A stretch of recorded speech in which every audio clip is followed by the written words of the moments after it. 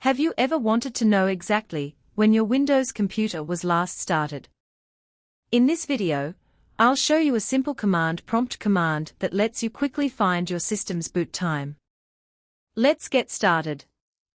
First, open the command prompt by pressing Windows +R, typing cmd, and pressing Enter. Now type the following command. Systeminfo find system boot time. Press Enter.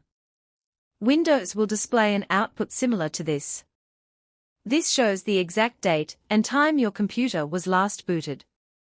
Instead of scrolling through pages of system information, this command filters the results and displays only the system boot time, making it fast and easy to find.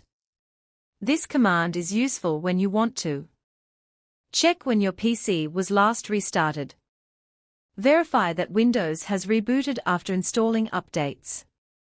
Troubleshoot uptime-related issues.